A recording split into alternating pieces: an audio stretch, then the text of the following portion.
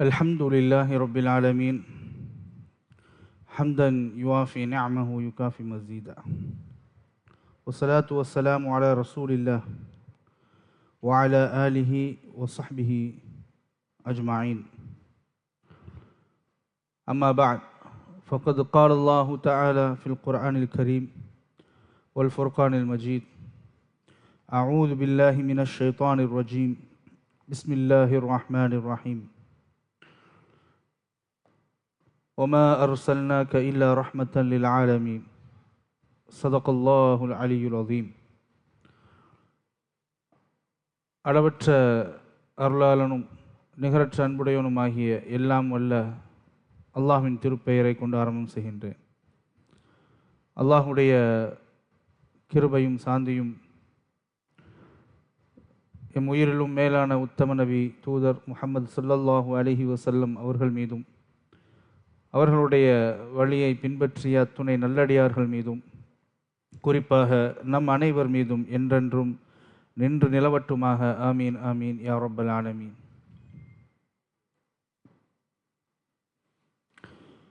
அல்லாஹுடைய மாபெரும் கிருபையை கொண்டு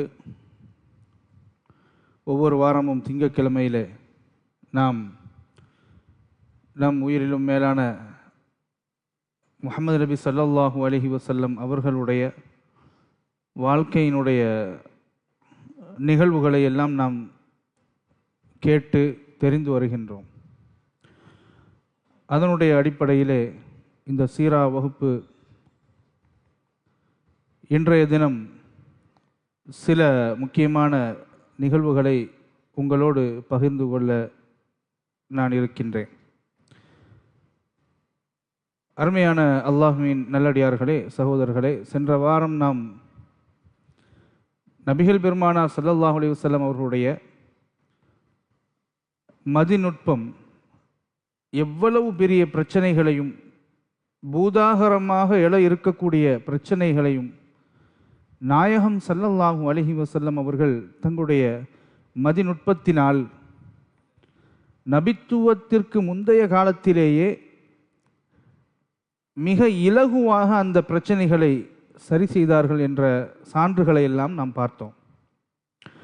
காபாவை செப்பனிடுகின்ற பொழுது, புனர் நிர்மாணம் செய்கின்ற பொழுது எல்லா கோத்திரங்களும் சேர்ந்து அதை கட்டி எழுப்பிய பொழுது ஹஜ்ருல் அஸ்வதுடைய கல்லை உரிய இடத்தில் யார் வைப்பது என்கின்ற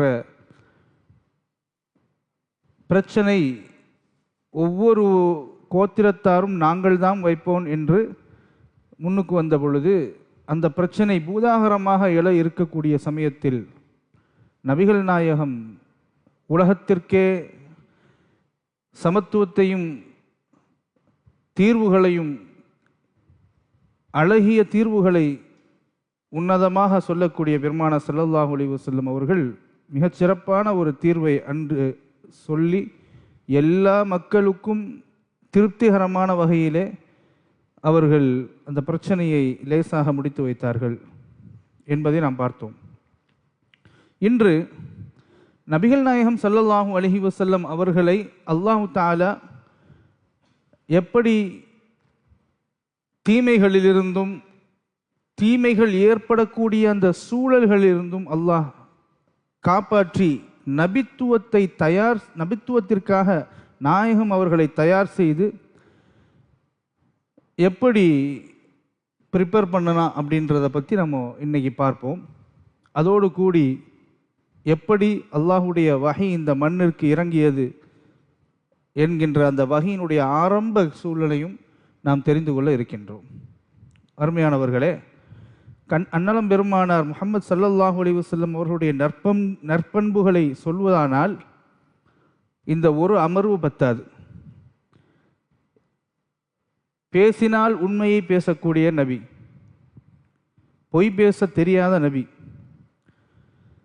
எதையும் ஆழ்ந்து யோசித்து மிகச் சரியான தீர்வை எடுக்கக்கூடிய பண்பு கொண்ட நபி, சிறந்த ஒழுக்கம் உள்ள நபி, வெட்கம் நாணம் அனைத்திற்கும் சொந்தமான நபி, தன்னுடைய முதிர்ச்சியான அந்த அறிவால் எவ்வளவு பெரிய பிரச்சனையாக இருந்தாலும் அதை மிக சிறப்பான முறையில் தீர்த்து வைக்கக்கூடிய வல்லமை படைத்த நபி எம்பெருமானார் முஹம்மது ஸல்லல்லாஹு அலைஹி வஸல்லம் அவர்கள். அவருடைய நேரிய சிந்தனையும் அவருடைய ஆழ்ந்த அந்த யோசனைகளும் எல்லோருக்கும் பலனளிக்கக்கூடியதாக அமைந்தது. குறிப்பாக அன்றைய தினத்தில் அந்த மக்களுக்கு மிகவும் சிம்ம சொப்பனமாக பெருமானார் ஸல்லல்லாஹு அலைஹி வஸல்லம் அவர்களுடைய அந்த அறிவு முதிர்ச்சியும் நேரிய சிந்தனையும் அந்த பகுப்பாய்வு செய்யக்கூடிய அந்த தன்மையும் அவர்களுக்கு மிகவும் பலனுள்ளதாக அமைந்தது. நபிகள் நாயகம் ஸல்லல்லாஹு அலைஹி வஸல்லம் அவருடைய அந்த முந்தைய காலத்திலிருந்து நீங்கள் சொன்னால் அமீன், சாதிகுல் அமீன், நம்பிக்கைக்குரிய ஒருவர் என்று எல்லா மக்களாலும் அங்கு இருந்த பலதரப்பட்ட கோத்திரத்தாலும் ஒருமித்த ஒரு முடிவாக ஒருவருக்கு பெயர் சூட்டினார் என்றால் நேர்மையானவர் என்று ஒரு சமூகமே சார்ந்து ஒரு சமூகமே சேர்ந்து பெருமானார் ஸல்லல்லாஹு அலைஹி வஸல்லம் அவர்களை போற்றி புகழ்ந்தவர்களாக இருந்தார்கள். பெருமானார் எந்த விதமான தீய எண்ணங்களும் கொண்டவர்களாக இருக்கவில்லை, எந்த விதமான கெட்ட சிந்தனைகளும் உடையவர்களாக இருக்கவில்லை, எந்த கெட்ட பழக்கங்களிலும் ஈடுபடவில்லை, மது அருந்தியதே கிடையாது பெருமானார் ஸல்லல்லாஹு அலைஹி வஸல்லம் அவர்கள். இஸ்லாம் மதுவை தடை செய்யாதிருந்த அந்த காலகட்டத்திலேயே, இஸ்லாம் வந்ததற்கு பிறகுதானே, வஹியெல்லாம் வந்ததுக்கு பிறகுதானே ரசூலுல்லாஹ் மூலமாக அல்லாஹ் தஆலா மதுவை தடை செய்தான், அதுவும் கொஞ்சம் கொஞ்சமாக. பெருமானார் மது இல்லாமல் அங்கு எந்த கொண்டாட்டங்களும் கிடையாது, மது இல்லாமல் எந்த ஒரு சந்தோஷ களிப்பும் இல்லாது என்று சொல்லக்கூடிய ஒரு சூழலிலேயே மிகச் சாதாரணமாக மது அருந்தக்கூடிய காலகட்டத்திலேயே மிகச் சாதாரணமாக விபச்சாரம் தலைவிரித்து ஆடிய அந்த காலகட்டத்திலேயே பொய், பித்தலாட்டம், கொடுக்கல் வாங்கலில் மோசடி, ஏமாற்றுதம் எல்லாம் இருந்த அந்த நேரத்திலேயே அல்லாஹு தஆலா அண்ணல் நபி ஸல்லல்லாஹு அலைஹி வஸல்லம் அவர்களை இந்த எல்லா சீர்கேடுகளிலிருந்தும், எல்லா பிரச்சனைகளிலிருந்தும், எல்லா தீய காரியங்களிலிருந்தும், ஒழுக்க சீர்குலைவிலிருந்தும் அல்லாஹு தஆலா நமது நபியை பாதுகாத்தான். முதலில் ஏன் ஒரு மிகப்பெரிய ஒரு சமுதாயத்தையே புரட்டி போடக்கூடிய அளவிற்கு ஒரு மிகப்பெரிய புரட்சிக்கு தயாராக்க வேண்டும் எமது நபியை. உலகத்திற்கே ஒரு ஆசிரியராக பெருமானாரை கொண்டு செல்ல வேண்டும். உலகத்திற்கே இரக்கமுடைய ஒரு கருணை நபியாக நபியை உருவாக்க வேண்டும். உலக மக்கள், பலதரப்பட்ட மக்களுக்கு மட்டுமல்ல, அனைத்து ஜீவராசிகளுக்கும் இந்த நபியை ஒரு முன் உதாரணமாக காட்ட வேண்டும் என்கின்ற அடிப்படையில் அல்லாஹு தஆலா இளமை காலத்திலிருந்தே நபிகள் நாயகம் ஸல்லல்லாஹு அலைஹி வஸல்லம் அவர்களை மிகவும் மிகவும் பாதுகாத்து எந்த விதமான தவறான சூழ்நிலைகளிலும் நாயகம் அவர்களை உட்படுத்தி விடாமல், நுழைய விடாமல் ரசூலுல்லாவை அல்லாஹ் பாதுகாத்தான். சாதாரணமானவர்கள் இல்லையே நபி, நம்மை போன்று சாதாரணமான மனிதர் அல்லவே. வஹீனுடைய தாக்கத்தை தாங்கக்கூடிய அளவிற்குண்டான இதயத்தை அல்லாஹ் அப்பொழுதே சிறு வயதிலிருந்தே அல்லாஹ் அந்த இதயத்தை பலப்படுத்தினான். நபிகளாருடைய பழக்க வழக்கங்களை சரிப்படுத்தினான். பெருமானாருடைய சிந்தனையை தெளிவுபடுத்தினான். எல்லா ப்ரிப்பரேஷன் எதுக்குன்னா அந்த நுபுவத்தை கொடுப்பதற்கு முன்னாடியே ரசூலுல்லாவை அல்லாஹ் அப்படி ப்ரிப்பேர் பண்றான். ஏன்னா அவ்வளவு பெரிய அந்த வஹீனுடைய வெயிட்டை, கனத்தை தாங்க வேண்டும் என்கின்ற அந்த அடிப்படையிலே அருமையானவர்களே, பெருமானார் ஸல்லல்லாஹு அலைஹி வஸல்லம் அவர்களுடைய இந்த அல்லாஹ் அவர்களை பாதுகாத்தான் என்பதற்கு 2 சான்றுகளை இந்த ரஹீகுல் மக்தூம் கிதாபிலே உதாரணமாக கூறுகிறார் இந்த ஆசிரியர். ஒன்று என்னன்னு சொன்னா, ரசூலுல்லாஹி ஸல்லல்லாஹு அலைஹி வஸல்லம் அவர்கள் ஒரு முறை ஆடு மேய்த்து கொண்டிருக்கிறார்கள். ஆரம்பத்தில் நான் முன்னாடியே சொன்ன ரசூலுல்லாஹ் ஆடு மேய்த்திருக்கிறார்கள். மக்காவாசிகளுக்காக வேண்டி ஆடு மேய்த்து அதிலிருந்து அவர்கள் கூலியை பெற்று, அதிலிருந்து அவர்கள் உணவுப் பொருட்களை தானியமாக பெற்று, கூலியாக பெற்று அந்த வாழ்வாதாரத்தை ஆக்கியிருக்கிறார்கள் ஆரம்பத்திலே. இப்படி நாயம் ஸல்லல்லாஹு அலைஹி வஸல்லம் அவர்கள் ஒரு முறை ஆடு மேய்த்து கொண்டிருக்கிறார்கள். ஒரு இரவிலே ரசூலுல்லாஹ் கூட வந்த ஒரு சிறுவன், அந்த சிறுவனிடத்திலே ரசூலுல்லாஹி ஸல்லல்லாஹு அலைஹி வஸல்லம் சொல்கிறாங்க, எப்பா இந்த ஆடையெல்லாம் என்னுடைய ஆடையெல்லாம் கொஞ்சம் நீ பார்த்துக்க. இந்த மக்காவிற்கு உள்ளே போனீங்கன்னா மக்காவில் எல்லாரும் ஒரு கொண்டாட்டத்தில் ஈடுபடுறாங்க. அந்த கொண்டாட்டம் எப்படி என்றால் ராக்கதை என்று ராக்கதை பேசக்கூடியவர்கள், வாலிபர்கள், மக்கத்து வாலிபர்கள்லாம் சேர்ந்து என்ன செய்வார்கள் எல்லாம் இரவில் அமர்ந்து நல்லா குடியும் அதுவுமாக உட்கார்ந்து நல்லா தண்ணி குடித்துக்கிட்டு மதுவை அறிந்து கொண்டு அவர்கள் ஏதாவது கதை பேசிக்கொண்டு பாடல் பாடிக்கொண்டு இசைத்து கொண்டு ஆடல் பாடலோடு அவர்களுடைய அந்த கொண்டாட்டங்கள் இரவு முழுவதும் அப்படியே இருக்கும். இப்போ உதாரணத்துக்கு ஒரு வீட்டில் கல்யாணம் நடக்குதுன்னு வைங்களேன், அந்த கல்யாண வீட்டில் ஒரு பெரிய கூத்தாக இருக்கும். ஏதாவது ஒரு நல்ல ஒரு போருக்கு போயிட்டு வந்தாலோ அல்லது போருக்கு சென்றாலோ இப்படி ஒரு டீமையே கூட்டிகிட்டு போவாங்க. அந்த என்டர்டெயின்மெண்ட்டுக்காக, பொழுதுபோக்குக்காக, உற்சாகப்படுத்துவதற்காக நல்ல இரவு முழுவதும் நல்லா குடித்து விட்டு அங்கேயே ரெஸ்ட் எடுத்துட்டு அடுத்த நாள் போருக்கு போவாங்க. இந்த மாதிரி எல்லாம் பழக்கம் அந்த அரபுகளுக்கு மத்தியில் இருந்தது. அதே போல அன்று இரவு நாயம் ஸல்லல்லாஹு அலைஹி வஸல்லம் அவர்கள் அந்த சிறுவனிடத்தில் சொல்லி, நான் உள்ளே போய் பார்த்துட்டு வரேன் என்ன நடக்குது அப்படின்னு சொல்கிறாங்க. இதை நாயகம் அவர்களே அறிவிக்கிறார்கள். என்ன அப்படின்னு சொன்னால், நான் இருமுறையிலே ஜாஹிலியாக்கள் அந்த அறியாமை காலத்தில் நடந்த சில விஷயங்களை, அறியாமை காலத்தில் நடந்த அந்த காரியங்களில் ஈடுபட வேண்டும் என்று 2 முறை நான் எண்ணினேன். ஆனால் ஒவ்வொரு முறையிலும் அல்லாஹ் என்னை பாதுகாத்தான் என்று சொன்னார்கள். ஒரு தவறு நடக்கிறது என்றால் அந்த தவறிலிருந்து நம்மை பாதுகாப்பது அல்லாஹ் ரப்பல் ஆலமீன்.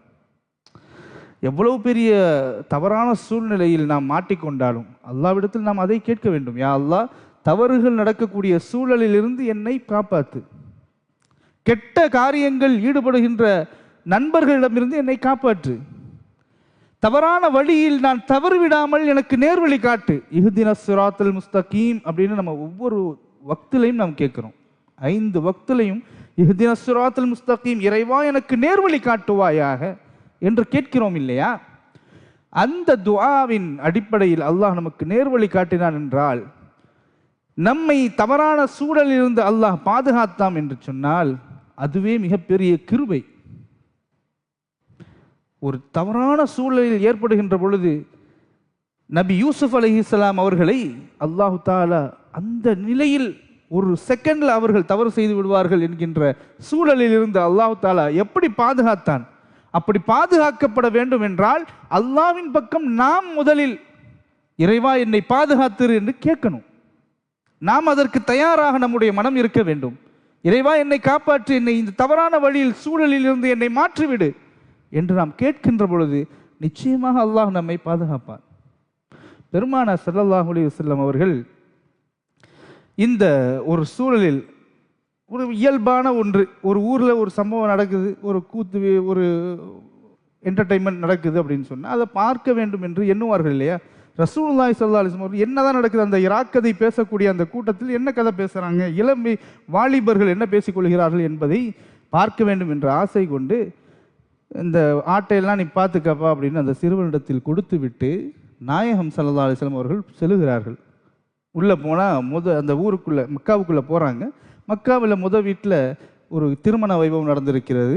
அன்று திருமணம் முடிந்து அந்த இரவு ரசூலுல்லாஹ் என்ன நடந்துச்சுன்னு கேட்குறாங்க. அங்கே எல்லாரும் சொல்கிறாங்க, அதாவது இங்கே திருமணம் நடந்தது, எனவே இந்த கொண்டாட்டங்கள் நடந்து கொண்டிருக்கிறது, ஆட்டம் பாட்டம் என்று இசைக்கின்ற சப்தம் கேட்கின்றது. அந்த இசை வலுவான அந்த ரம்யமான அந்த இசை ஒரு கூத்தடிக்கக்கூடிய ஒரு சூழலில் அங்கு ஏற்படுகின்றது என்றதும் நபிகள் நாயகம் ஸல்லல்லாஹு அலைஹி வஸல்லம் அவர்கள் அதை அமர்ந்து கேட்பதற்காக அமருகிறார்கள்.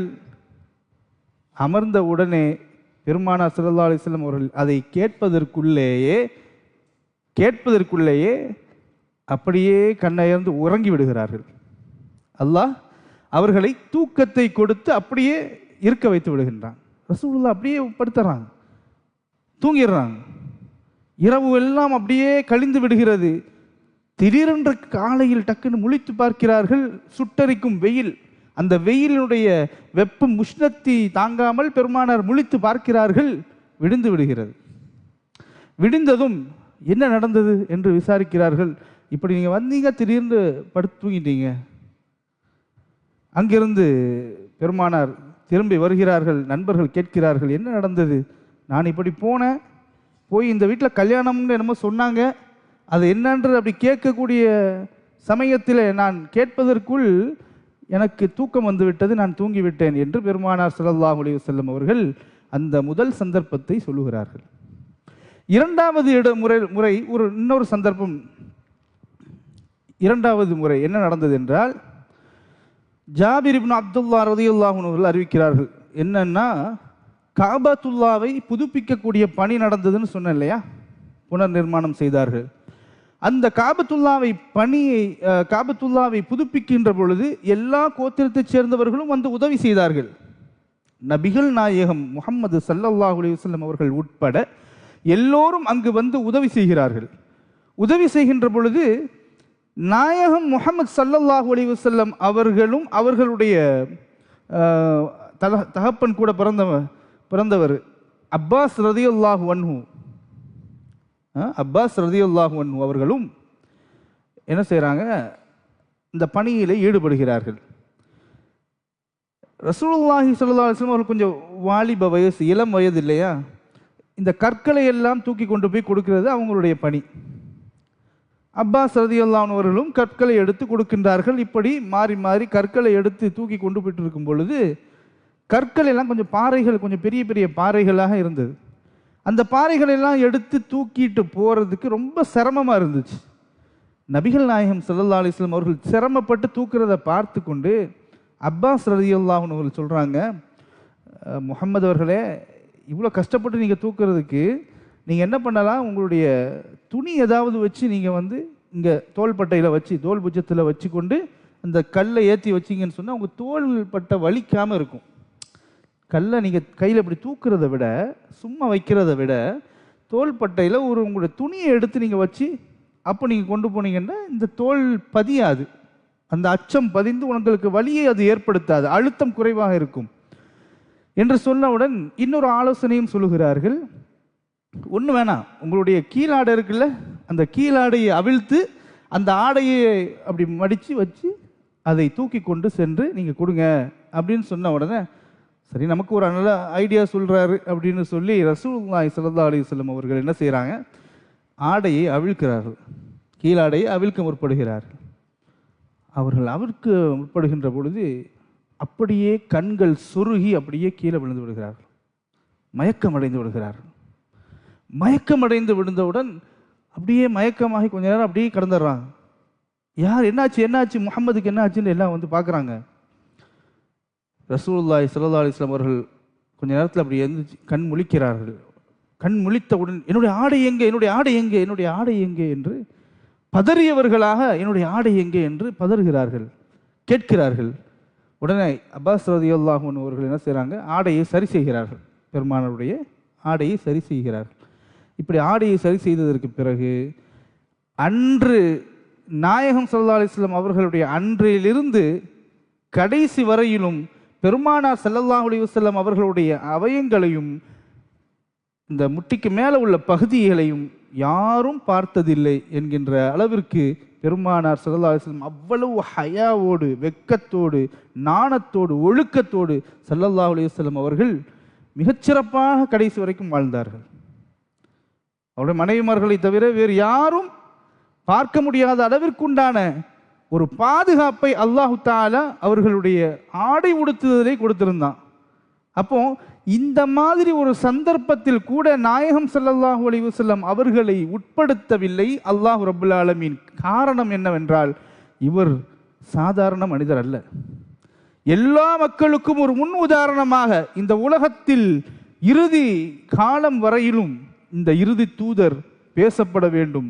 இவர்களின் மீது எந்தவித அவமானமோ, இவர்கள் மீது எந்த விதமான ஒரு கரையோ படிந்துவிடக் கூடாது என்று பெருமானார் ஸல்லல்லாஹு அலைஹி வஸல்லம் அவர்களை அந்த நுபுவத்தை பெறுவதற்காக, நபித்துவத்தை தாங்கிக் கொள்வதற்காக அல்லாஹ் முழுமையாக ப்ரிப்பேர் பண்ணுகிறான், முழுமையாக அவர்களை பாதுகாத்தான்.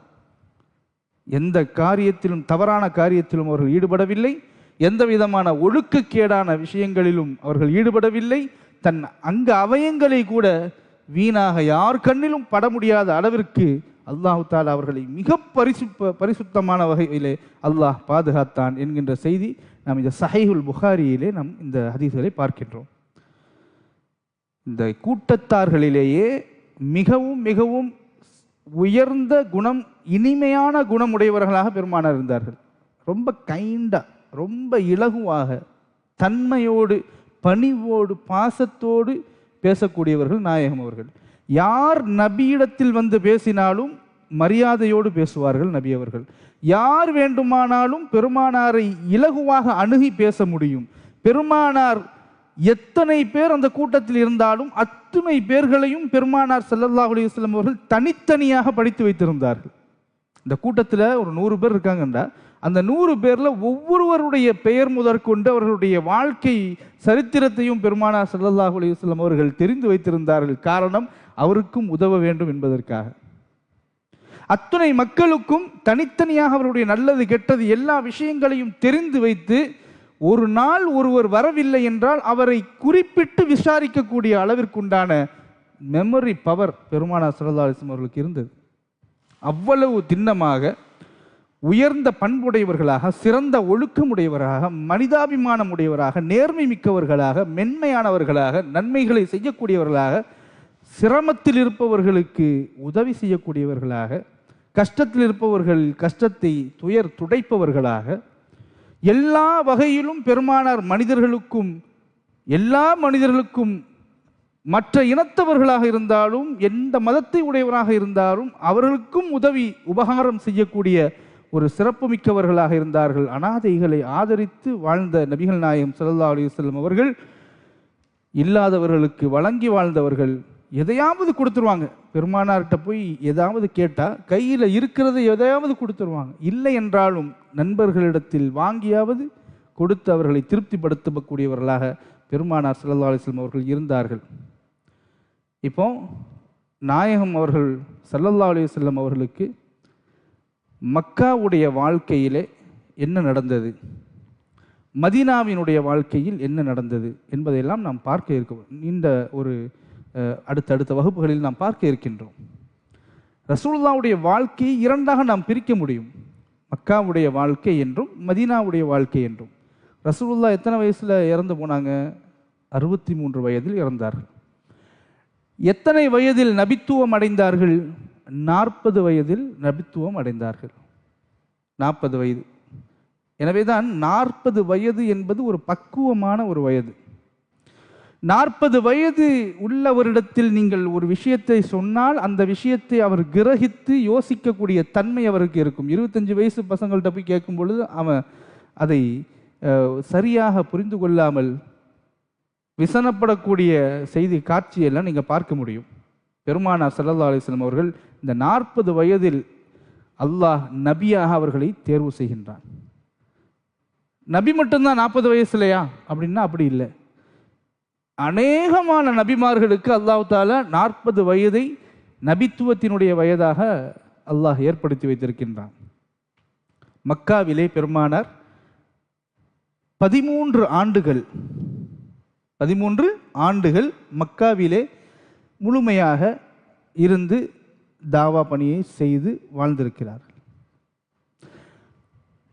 10 ஆண்டுகள் மதீனாவிலே முழுமையாக இருந்து நபித்துவத்தையின் பணியை சிறப்பாக செய்திருக்கிறார்கள். 40 வயதில் அவர்கள் நபித்துவத்தை பெற்றார்கள் என்று சொன்னேன். 63 வயதிலே அவர்கள் இறக்கிறார்கள், மரணம் எய்துகிறார்கள். இந்த 23 ஆண்டுகளிலே 13 ஆண்டுகள் மக்காவில் என்றும் 10 ஆண்டுகள் மதீனாவில் என்றும் நாம் பிரிக்கின்றோம். இப்போ மக்காவுடைய வாழ்க்கையை நாம் பார்க்க போகிறோம். மக்காவில் எத்தனை வருடம் வாழ்ந்தார்கள்? 13 வருடம் நபிகள் நாயகம் ஸல்லல்லாஹு அலைஹி வஸல்லம் அவர்கள் வாழ்ந்தார்கள். இந்த 13 ஆண்டுகளும் அல்லாஹ்வுடைய மார்க்கம் வந்ததற்கு பிறகு அந்த மார்க்கத்தை இந்த மக்களுக்கு எடுத்து சொல்ல வேண்டிய அந்த சூழ்நிலை அந்த 13 ஆண்டுகள் அந்த மக்களிடத்தில் சொல்லிக்கொண்டே இருந்தார்கள். தாவா வாழ்க்கையை மக்காவில் வாழ்ந்த அந்த வாழ்க்கையிலே அவர்கள் தாவாவிலே ஈடுபட்டிருந்தார்கள். இந்த மக்காவுடைய வாழ்க்கையை நாம் 3ஆக பிரிக்க முடியும். மக்காவுடைய வாழ்க்கையை மட்டும் 3ஆக பிரிக்க முடியும். ஒன்று, ஆரம்ப காலம், வஹி இறங்கி இஸ்லாம் வந்த ஆரம்ப காலகட்டத்தில் மறைமுகமாக தாவா செய்து கொண்டிருந்தார்கள். ரசூலுல்லாஹ் எடுத்த உடனே, வஹி வந்த உடனே போய் மக்கள்கிட்ட போய் சொல்லி வாங்கன்னு கூப்பிடலை. எல்லாரையும் கன்வின்ஸ் பண்ண முடியலை. ஏன்னா அவ்வளவு புறையோடி கிடந்த அந்த சமூக சீர்கேடுகள் என்றும் அவர்கள் இணை வைப்பிலும் இறைவனல்லாதவற்றை வணங்கி கொண்டிருப்பதிலும் மூழ்கியவர்களாக இருந்தார்கள். சாதாரணமாக ஒரு விஷயத்தை நம்ம போய் சொல்லும் பொழுது அதை ஏற்றுக்கொள்ளக்கூடிய மனப்பான்மை இருக்கிறதா என்பதை பார்க்கணும். முதல்ல அதற்கு பக்குவமான ஒரு சூழல் ஏற்பட்டதற்கு பிறகு சொல்லும் பொழுதுதான் நம்ம சொல்லக்கூடிய விஷயத்தில் ஒரு தாக்கம் இருக்கும். அவங்க தான் காலங்காலமாக அல்லாஹ் அல்லாததை வணங்கியவர்களாகவும், அடிமைகளை வேதனைப்படுத்தக்கூடியவர்களாகவும், அனாதைகளை நாசமாக்கக்கூடியவர்கள், பெண்ணை கேவலமாக போகை பொருளாக பார்க்கக்கூடியவர்களாகவும் ஒரு வாழ்க்கையை தான் வாழ்ந்து கொண்டிருந்தார்கள். அறியாமை காலத்தில் மூழ்கியவர்களாக வாழ்ந்து இருந்தார்கள். அந்த நேரத்தில் போய் ரசூலுல்லாஹ் டக்குன்னு போய் சொன்னால் அது எடுபடாது. ஆனால் அல்லாஹ் அதுக்கு என்ன செஞ்சான்? ரசூலுல்லாஹி ஸல்லல்லாஹு அலைஹி வஸல்லம் அவர்களை ஆரம்ப காலத்தில் மறைமுகமாக சிறிது சிறிதாக தாவா செய்வதற்கான ஒரு சூழலை ஏற்படுத்தினான். 3 வருடம், எப்படி 3 வருடம் ரசூலுல்லாஹ் மறைமுகமாக தாவா செய்து கொண்டிருந்தார்கள். முதல்ல மனைவி, நண்பர், ஆதரவு நண்பர் அப்படின்ட்டு ஒரு சில மக்களுக்கு மத்தியிலே இஸ்லாத்தை சொல்லி வலுப்படுத்தி கொண்டு வருகிறார்கள். அதற்கு பிறகு தான் சொந்தக்காரங்க, மக்கள், அப்புறம் அடுத்தது எல்லாம். இது 1வது ஆரம்ப கால மறைமுகமான தாவா. இரண்டாவது தான் இந்த 3 வருட காலம் பிறகு, 3 வருட காலத்திற்கு பிறகு 4வது வருடத்திலிருந்து ஒரு 10 வருடம் என்று வைத்துக் கொள்ளுங்களேன், ஒரு ஹிஜ்ரத்துடைய காலம் வரையிலும் பகிரங்க அழைப்பு, மக்காவில் உள்ளவர்களுக்கு பகிரங்கமாக அல்லாஹ் அழைக்க சொல்லி அந்த பகிரங்கமான ஒரு அழைப்பை ரசூலுல்லாஹி ஸல்லல்லாஹு அலைஹி வஸல்லம் அவர்கள் மக்காவாசிகளுக்கு வைக்கிறார்கள். 3வது மக்காவுக்கு வெளியில் உள்ள பகுதிகள், அது பின்னாடி, அதாவது இது 10வது ஆண்டிலிருந்து ரசூலுல்லாஹி ஸல்லல்லாஹு அலைஹி வஸல்லம் அவருடைய இறுதி காலம் வரையிலும் மக்காவிற்கு வெளியில் இருக்கக்கூடிய ஊர்களுக்கும், மக்காவில் வெளியில் வாழக்கூடிய வசிக்கக்கூடிய மக்களுக்கும் தாவா. இப்படி ரசூலுல்லாஹ் ஸல்லல்லாஹு அலைஹி வஸல்லம் அவருடைய மக்கா வாழ்க்கையை நாம் இப்படி பிரிந்து கொள்ள வேண்டும். இதில் 3வது மதீனாவுடைய வாழ்க்கையும் அடங்கும். மக்காவை மட்டும்தான் இப்போ நம்ம ஃபோக்கஸ் பண்ணுறோம். மக்காவை மட்டும் ஃபோக்கஸ் பண்ணும் பொழுது 3 விதமாக ரசூலுல்லாஹ்வுடைய தாவா பணி இருந்தது. ஒன்று, ஆரம்ப காலகட்டத்தில் மறைமுகமான தாவா. 2வது பகிரங்கமான தாவா. 3வது மக்காவிற்கு வெளிப்பகுதிகளில் ரசூலுல்லாஹி ஸல்லல்லாஹு அலைஹி வஸல்லம் அவர்கள் இணைத்த ஒரு தாவா. இப்போ ரசூலுல்லாஹ்வுக்கு 40 வயது. சரியா? நான் ஒவ்வொரு வயது வரம்பை வைத்து ஒன்று சொல்லிட்டு வர்றேன். நீங்கள் என்னுடைய இந்த வகுப்பினுடைய முந்தைய வகுப்புகளெல்லாம் நீங்கள் பார்த்தீங்கன்னா உங்களுக்கு அது புரியும். ரசூலுல்லாஹ் பிறந்த பொழுது, பிறப்பதற்கு முன்பு, பிறந்ததற்கு பிறகு, ரசூலுல்லாஹ்வுடைய சின்ன வயது, இளம் வயதில், ரசூலுல்லாஹ் 6 வயசு இருக்கும் பொழுது, 10-12 வயசு இருக்கும் பொழுது, 20-25 வயசு இருக்கும் பொழுது, 35 வயசு இருக்கும், இப்பொழுது 40 வயது ரசூலுல்லாஹ்விற்கு 40 வயது. 40 வயதில் ரசூலுல்லாஹ்க்கு என்ன நடக்குது?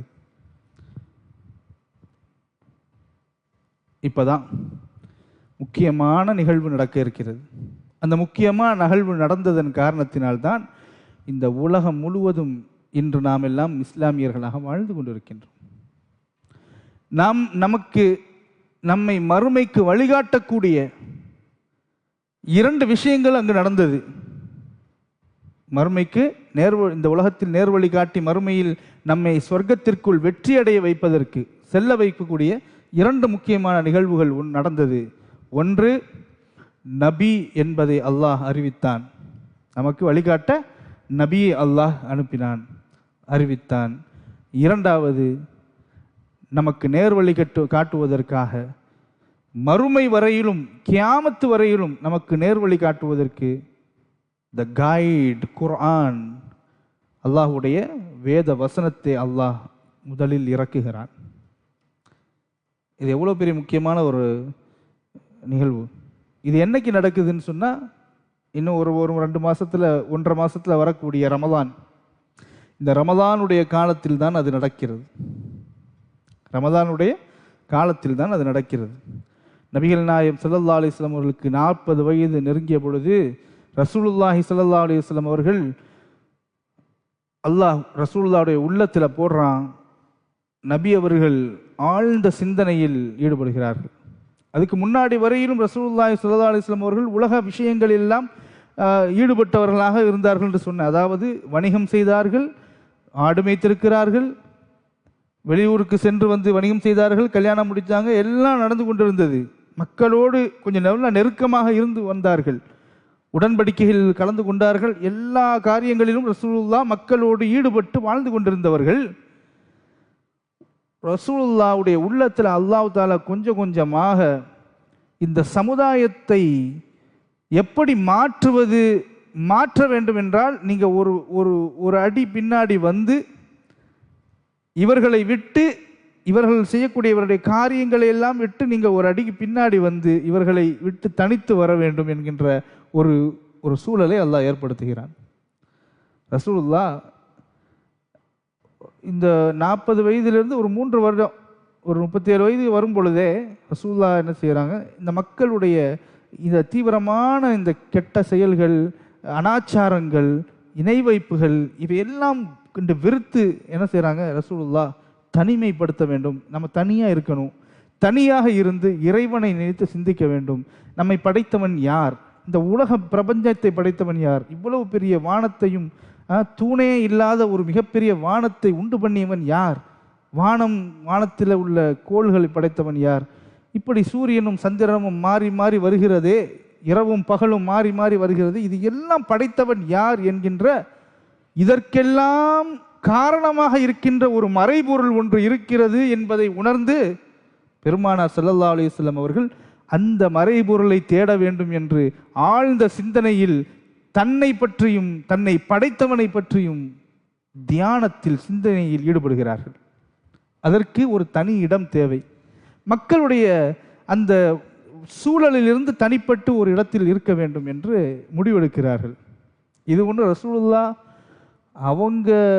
அவங்களுக்கு முன்னாடியே அப்துல் முத்தலிப் இருக்கிறாங்கல்ல, ரசூலுல்லாஹ்வுடைய பாட்டனார், இவரும் இப்படி இருந்திருக்கிறார். அந்த ஒரு மெடிடேஷன், அந்த ஒரு ஆழ்ந்த சிந்தனைக்கு போகணும், தியானத்திற்கு போகணும் என்று மலையில் போய் உட்கார்ந்துருவாங்க. இப்படி இவர்கள் தேர்ந்தெடுத்த இடம்தான் ஜபலுன் நூர் என்று மக்காவிலிருந்து ஒரு 2 கிலோமீட்டருக்கு வெளியில் இருக்கக்கூடிய ஜபலுன் நூர் என்று சொல்லக்கூடிய மலை. அந்த மலையின் மேலே இருக்கக்கூடிய ஒரு சிறிய குகையின் பெயர் தான் ஹிரா என்று சொல்லக்கூடிய குகை. அந்த ஹிரா குகைக்கு ரசூலுல்லாஹி ஸல்லல்லாஹு அலைஹி வஸல்லம் அவர்களுக்கு முன்பே அப்துல் முத்தலிப் அவர்கள் சென்றிருக்கிறார்கள். அங்கே போயிட்டு என்ன செய்வாங்கன்னா, ரமதானுடைய காலத்தில், குறிப்பாக ரமதானுடைய காலத்தில் ஒவ்வொரு ரமதானிலும் அவர் போயிட்டு அங்கே இருந்து இபாதத்துகள், அவருக்கு தெரிஞ்ச அந்த இபாதத், இப்போ நம்ம தொழுகிற மாதிரி தொழுகையெல்லாம் இல்லை, இறைவன் ஒருவன் என்று இறைவன் இருக்கிறான் என்பதை நினைத்து வணங்கி உள்ளத்தால் அல்லது உடலில் வேறு அமைப்பினால், நம்ம தொழக்கூடிய அமைப்பு அல்லாத வேறு அமைப்பில் அவர்கள் வணங்கி இருக்கலாம், இறைவனை நினைத்து அங்கு போய் தனித்து இருப்பார்கள். ஏதாவது கையில் சாப்பாடு கீப்பாடு கொண்டு போயிட்டு இருந்து தியானம் செய்துவிட்டு பிறகு திரும்புவார்கள். திரும்பி வந்து ஏழைகளுக்கு இல்லாதவர்களுக்கும் உணவளிப்பார்கள், தான தர்மங்கள் செய்வார்கள். இது எல்லாம் இன்னைக்கு நாம் ரமதானுடைய காலத்தில் நாம் என்னென்ன செய்கிறோமோ அது போன்று அவர்கள் ஒரு செய்யக்கூடிய வளமை அவர்களிடத்தில் இருந்திருது. இதே போன்று ரசூலுல்லாஹி ஸல்லல்லாஹு அலைஹி வஸல்லம் அவர்களும் அந்த ஹிரா என்ற குகையிலே, ரொம்ப பெரிய குகையெல்லாம் இல்லை, நீங்கள் போனீங்கன்னா இன்னைக்கு பார்க்கலாம், அந்த குகையிலே ரசூலுல்லாஹி ஸல்லல்லாஹு அலைஹி வஸல்லம் அவர்கள் இருந்து அப்படியே தியானம் பண்ணுகிறார்கள். இந்த தனிமையின் மீதான விருப்பம் ரசூலுல்லாஹி ஸல்லல்லாஹு அலைஹி வஸல்லம் அவர்களுக்கு மிக ஆழமாக இருந்தது. இப்போ என்ன நடக்கிறது என்று சொன்னால், ரசூலுல்லாஹி ஸல்லல்லாஹு அலைஹி வஸல்லம் அவர்கள் நபி என்கின்ற சில அடையாளங்களை அல்லாஹ் தஆலா வெளிப்படுத்துகிறான். ரசூலுல்லாஹ் நபி என்ற சில அடையாளங்களை அல்லாஹ் வெளிப்படுத்துகிறான். அதில் ஒன்று என்ன அப்படின்னு சொன்னால், மக்காவில் குறிப்பாக ஒரு கல் ரசூலுல்லாஹ் வரும் பொழுதும் போகும் பொழுதும் ரசூலுல்லாவை சலாம் சொல்லுமாம். ரசூலுல்லாவுக்கு ஒரு கல் ரசூலுல்லாஹ் வரும் பொழுதும் போகும் பொழுதும் அல்லாஹ்வுடைய அனுமதி கொண்டு ஒரு சலாம் சொல்லுமா. அந்த சலாம் சொல்லுது இதெல்லாம் என்னன்னா, ரசூலுல்லாஹ் நபியாக இவர்கள் முஹம்மது ஆக இருக்கிறார்கள் என்பதற்கான அடையாளம். சாதாரண மனுஷனுக்கு சொல்லுமா கல்? அல்லாஹுடைய தூதர் என்ற அந்த அந்தஸ்தை பெற இருக்கிறார்கள் என்பதற்குரிய அடையாளமாக அல்லாஹு தாலா இதெல்லாம் ஆக்கி வைத்தான். ரசூலுல்லாவுக்கு அதிகாலையில் வளமையாக நபித்துவம் அந்த ஏற்படக்கூடிய அந்த நாளில் ஒரு சில மாதங்களோ அல்லது வருடங்களுக்கோ முன்பிலிருந்தே ரசூலுல்லாவுக்கு கனவுகள் வர ஆரம்பித்தது. பரிசுத்தமான கனவு, அதிகாலையில் வரக்கூடிய கனவுகள். அந்த கனவுகள் எப்படி விடியல் வெளிச்சமாக மிக தெளிவாக வானம் இருக்குமோ அதுபோன்று அவர்கள் காணக்கூடிய கனவு அப்படியே பழிக்குமா ரசூலுல்லாவுக்கு. ஏன்னா கனவு என்பது வஹீனுடைய 46 அல்லது 86 பகுதிகளாக பிரித்தால் அதில் ஒரு பகுதி தான் கனவு. ரசூலுல்லாவுடைய ஒரு நபிக்கு வரக்கூடிய நபித்துவத்தின் கனவு இருக்கிறதே, அந்த நபிக்கு வரக்கூடிய கனவு என்பது உண்மையான கனவு. ருயா சாதிக்கான்னு சொல்லுவாங்க, உண்மையான கனவு. அது ஆரம்பத்திலேயே ரசூலுல்லாவுக்கு வர ஆரம்பித்தது. இது எல்லாம் நபிகள் நாயகம் ஸல்லல்லாஹு அலைஹி வஸல்லம் அவர்களுக்கு ஆரம்பத்திலேயே அல்லாஹு தஆலா இவர்கள் நபியான வரக்கூடியவர்கள் என்பதை அவர்களுக்கு மற்ற மக்களுக்கு அல்லாஹு தஆலா மிக ஆழமாக உணர்த்துகின்றான். ஹிரா குகையில் இப்படி ஒவ்வொரு வருடமும் ரமதானுடைய மாதம் ஒரு மாதம் ரசூலுல்லாஹ் என்ன செய்வாங்களாம், வீட்டிலிருந்து சாப்பாடு முடிந்த வரைக்கும் சாப்பாடுலாம் கட்டிட்டு நேராக போய் உட்கார்ந்துருவாங்களாம். உட்கார்ந்து தனிமையில் இருந்து ஆழ்ந்த சிந்தனையில் இருந்து இபாதத்துகள் எல்லாம் செய்துவிட்டு உணவு தீர்ந்ததற்கு பிறகு திரும்ப மறுபடியும் வந்து தன்னுடைய மனைவியிடத்தில் உணவை பெற்றுக்கொண்டு மறுபடியும் போய் திரும்ப இருப்பாங்களாம். திரும்பவும் கொண்டு போய் உட்கார்ந்து சாப்பிட்டுட்டு மறுபடியும் தியானத்தில் ஈடுபடுவார்கள். இப்படி பெருமான ஸல்லல்லாஹு அலைஹி வஸல்லம் ஒரு மாதம், ஒரு 3 நாளைக்கு ஒரு தடவை 4 நாளைக்கு ஒரு தடவை வீட்டுக்கு வந்து போய் முழுவதுமாக மாதத்தினுடைய முழுவதுமாக அல்லாஹ் தூதர் ஸல்லல்லாஹு அலைஹி வஸல்லம் அவர்கள் அந்த ஹிரா குகையிலேயே தன்னுடைய நாட்களை நேரத்தை தியானத்தில் கழித்து கொண்டு இருப்பார்களாம். சரியா?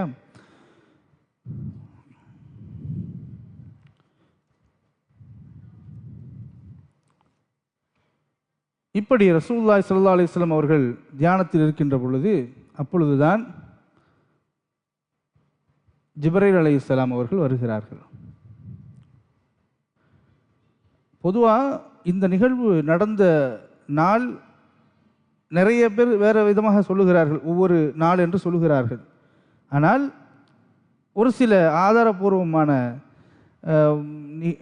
ஆதாரபூர்வமான பதிவுகளிலே எப்படி வருகிறது என்றால் 21வது நாள், ரமதானுடைய 21வது நாள் திங்கட்கிழமை அன்றுதான் இந்த சம்பவம், வஹி இறங்கிய சம்பவம் நடந்ததுன்னு சொல்கிறாங்க. அப்பொழுது ரசூலுல்லாஹி ஸல்லல்லாஹு அலைஹி வஸல்லம் அவர்களுக்கு சரியாக 40 ஆண்டுகள், 40 வயது, 6 மாதங்கள், 12 நாட்கள், 40 வருடம் 6 மாதம் 12 நாட்கள் என்று சொல்லுகிறார்கள்.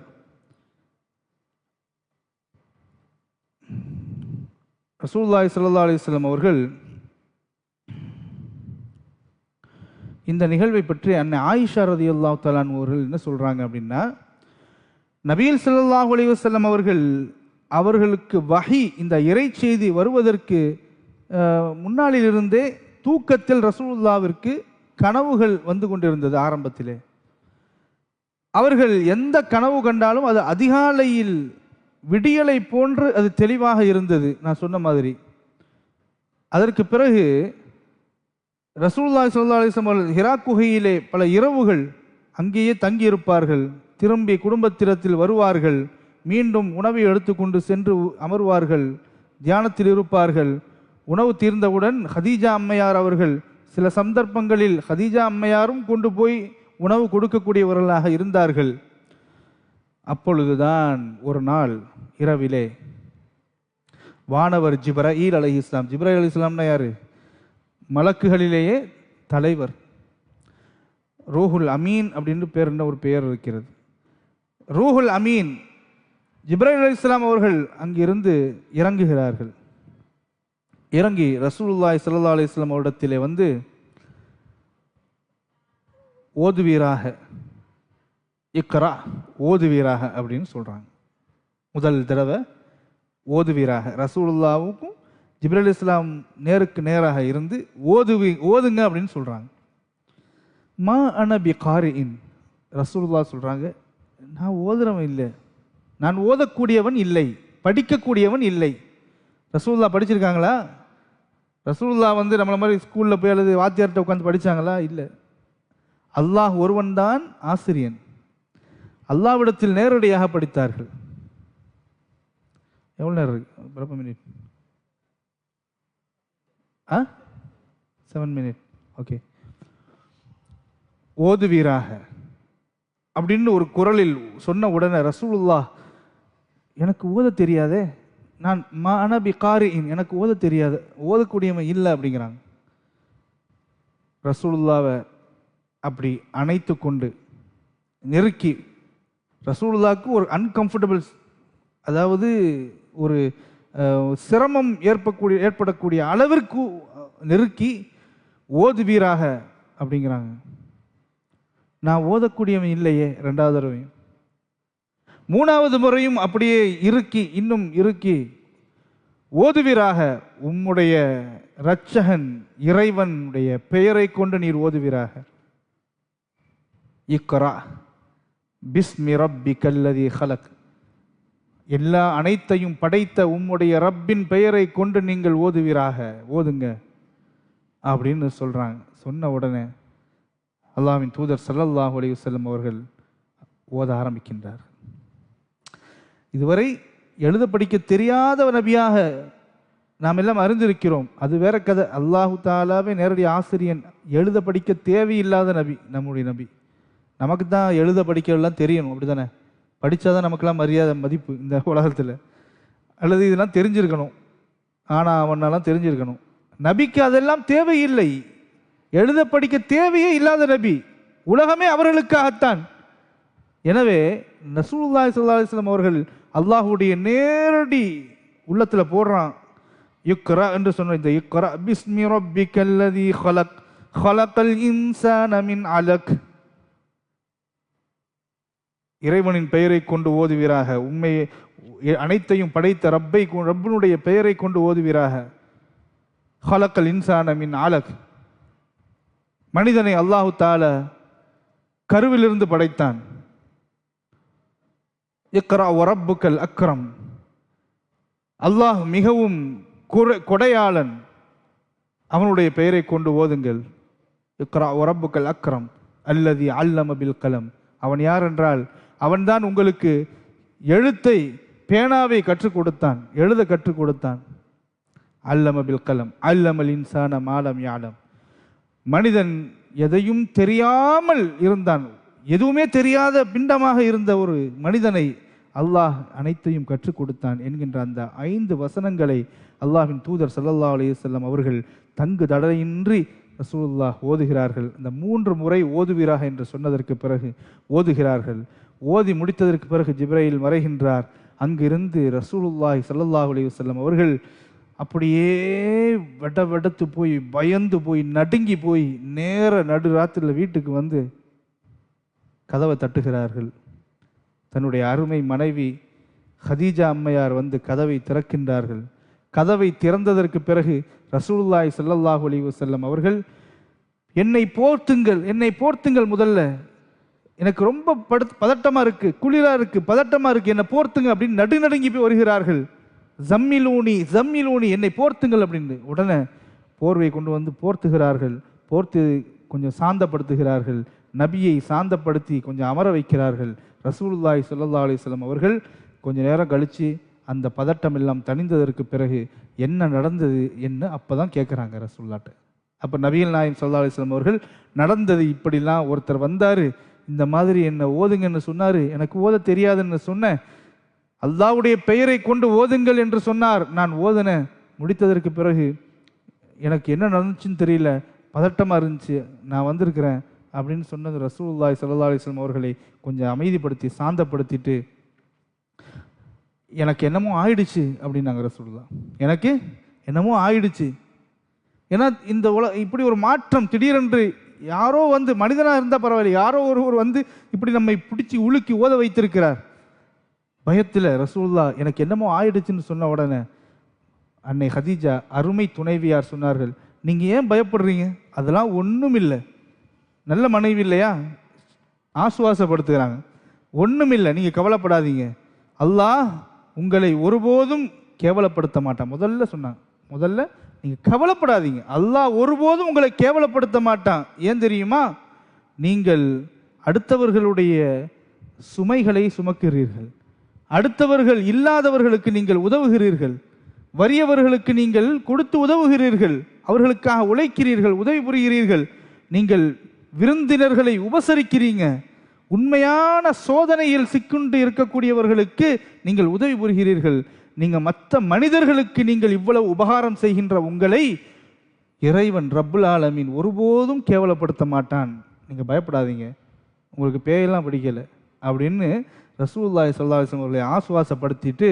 நேர நம்ம டாக்டர்கிட்ட கூட்டு போவாங்கல்ல, நம்மளை ஏதாவது ஒன்றுண்டா, அந்த மாதிரி அன்னை ஹதீஜா அம்மையாருடைய தந்தையோடு பிறந்த ஒருவருடைய மகன், தந்தை வழி சகோதரன் வச்சுக்கிறீங்க, தந்தையோடு பிறந்த ஒருவருடைய பெயர் நௌஃபல், அந்த நௌஃபலுடைய மகனார் பெயர் வரக்கா. அந்த வரக்கத் இப்னு நௌஃபல் என்கின்றவரிடத்தில் அவர் ரொம்ப வயசானவராக இருந்தார். வயதானவராக இருந்தாலும் கண் பார்வை அவரிடத்தில் இல்லை, அந்த கண் பார்வை இல்லாதவராக இருந்தாலும் வேதங்களை ஞானங்களை உடையவராக இருந்தார். முந்தைய வேதங்களை, தௌராத், இஞ்சில் வேதங்களை எல்லாம் கரைச்சி குடிச்சு ஒரு பெரிய மனுஷன், இல்மு உடையவராக இருந்தார். அவர் ஒரு கிறிஸ்தவராக இருந்தார். அவரிடத்தில் கொண்டு போய், என்னுடைய சொந்தக்காரரை பாருங்கள், என்னுடைய கணவனுக்கு இப்படி ஒரு நிலைமை இருக்குது, என்னன்னு கொஞ்சம் பாருங்கள். அவர் பார்த்துட்டு, என்னுடைய அருமை சகோதரன் மகனே உங்களுக்கு என்ன நடந்தது சொல்லுங்க அப்படின்னோடனே ரசூலுல்லாஹ் என்ன நடந்ததுன்னு எல்லாத்தையும் சொல்கிறாங்க. சொன்னதற்கு பிறகு உடனே அவர் புரிந்து கொள்கின்றார், ஏன்னா வேதம் படித்தவர் இல்லையா, அவர் புரிந்து கொள்கின்றார். சொல்லுகிறார், மூசா நபிக்கு எப்படி நாமோஸ் என்ற ஒருவர் வானவர் வந்து இறைச்செய்தி கொடுத்தாரோ அதே போன்று நீங்கள் முஹம்மத், நீங்கள் நாளை நபியாக வர இருக்கிறீர்கள், எனவே அந்த நபியாக நீங்கள் இருப்பதனால் அல்லாஹ் உங்களிடத்தில் நாமூஸை போன்று, ஜிப்ரைலுக்கு அந்த காலத்தில் நாமூஸ் என்று பேர், ஒரு சமுதாயத்தில் ஒரு பேரை வச்சிருப்பாங்க, இந்த சமுதாயத்தில் ரசூலுல்லாஹி ஸல்லல்லாஹு அலைஹி வஸல்லம் அவருடைய நம்ம ஜிப்ரைல்னா தான் நமக்கு தெரியும், எனவே அந்த நாமூஸ் தான் இந்த ஜிப்ரீல், எனவே இவர் வானவ தலைவர், இவர் வந்து வஹி இறை செய்தியை தர வந்திருக்கிறார், எனவே நீங்கள் நபியாக தீர்மானிக்கப்பட்டிருக்கிறீர்கள், நியமிக்கப்பட்டிருக்கிறீர்கள். எனவே ஆனால் ஒரே ஒரு விஷயம் எனக்கு கவலை என்னண்டா, உங்களை இந்த மக்கள் சும்மா விட்டு வைக்க மாட்டாங்களே, என்ன என்றைக்குமே நல்லவங்களாக இருந்தால் மக்களுக்கு மத்தியில் பகை உணர்வு எப்பவும் இருக்கும், விரும்ப மாட்டார்கள். நல்லது சொல்கிறவங்க, நேர்மையாக நடக்கிறவங்க மக்கள் நிறைய பேரை பகைச்சிக்கிடுவாங்க. இந்த மக்கள் உங்களை வீட்டை விட்டு, ஊரை விட்டு வெளியே விரட்டுவாங்க. ரசூலுல்லாஹ் கேட்குறாங்க, இந்த மக்களா, என்னுடைய மக்களா என்ன விரட்டுவாங்க? ரசூலுல்லாஹ்வுக்கு ஒரு ஆச்சரியம், என்னுடைய மக்களா, என்ன அமீன் நேர்மையாளர் என்று சொல்றாங்களே, என்ன அவங்களுக்கு ரொம்ப பிடிக்குமே. எவ்வளவு பிடிச்சவங்களா இருந்தாலும் நல்லதை சொன்னீங்க, அல்லாஹ்வை பற்றி சொன்னீங்கன்னா, ரசூலை பற்றி சொன்னீங்கன்னா உங்களை விரட்ட தான் செய்வாங்க. அதனால உங்களை ஒரு காலம் அவர்கள் விரட்டுவார்கள், ஊரை விட்டு தள்ளி வைப்பார்கள், விரட்டுவார்கள். ஆனால் எனக்கு என்ன கவலைன்னா, அந்த சூழ்நிலையில் நான் உயிரோடு இருந்தேன்னு சொன்னா, அல்லது திடகாத்திரமாக இருந்தேன்னு சொன்னா, உங்களுக்கு நான் பக்கபலமாக நின்று உதவுவேன். ஏன்னா வயசு இவருக்கு வந்து பெரிய வயசு, தள்ளாடக்கூடிய வயசு இல்லையா. நான் ஆரோக்கியமாக தெம்பாக இருந்தால் உங்களை நான் பாதுகாப்பேன் என்று உதவி செய்வேன் என்று சொல்கிறார். பிற்காலத்தில் அதே மாதிரி மக்கள் ரசூலுல்லாவை விரட்டினார்கள், ஊரை விட்டு விரட்டினார்கள். அந்த காலகட்டம் வருவதற்கு முன்னதாகவே இந்த வரக்கத் இப்னு நௌஃபல் அவர்கள் இறந்து விடுகிறார்கள். ஆக வஹியுடைய ஆரம்ப கட்டம் இப்படித்தான் அமைந்தது. எனவே அல்லாஹ்வின் தூதர் ஸல்லல்லாஹு அலைஹி வஸல்லம் அவர்கள் அந்த வஹியை பெற்றிருந்தார்கள். இதற்கு பிறகு அடுத்த வஹி இரண்டாவது எப்பொழுது வந்தது, அதை பற்றிய சில சுவாரஸ்யமான நிகழ்வுகள் எல்லாம் இருக்கிறது. இன்ஷா அல்லாஹ் வாய்ப்பு கிடைக்கும் பொழுது அடுத்த வகுப்பிலே இன்ஷா அல்லாஹ் நாம் அதை பற்றி பேசுவோம். வல்ல ரஹ்மான் அல்லாஹ்வின் தூதர் ஸல்லல்லாஹு அலைஹி வஸல்லம் அவர்கள் நமக்கு அருளாக கிடைத்த நபி, அல்லாஹ்வின் குர்ஆன் நமக்கு அருளாக கிடைத்திருக்கிறது. அதை நாம் பற்றி பிடித்து கொண்டு வாழ்க்கையில் முன்னேறக்கூடிய நன்மக்களாக அல்லாஹ் நம்மை ஆக்கி அருள் புரிவானாக. வாஹிர் தாவானா அல்ஹம்துலில்லாஹி ரப்பில் ஆலமீன். அஸ்ஸலாமு அலைக்கும் வரஹ்மத்துல்லாஹி வபரகாத்துஹு. ஸல்லல்லாஹு அலா முஹம்மத் ஸல்லல்லாஹு அலைஹி வஸல்லம். ஸல்லல்லாஹு அலா முஹம்மத் ஸல்லல்லாஹு அலைஹி வஸல்லம். ஸல்லல்லாஹு அலா முஹம்மத் யா ரப்பி ஸல்லி வஸல்லிம். அஸ்ஸலாமு அலைக்கும்.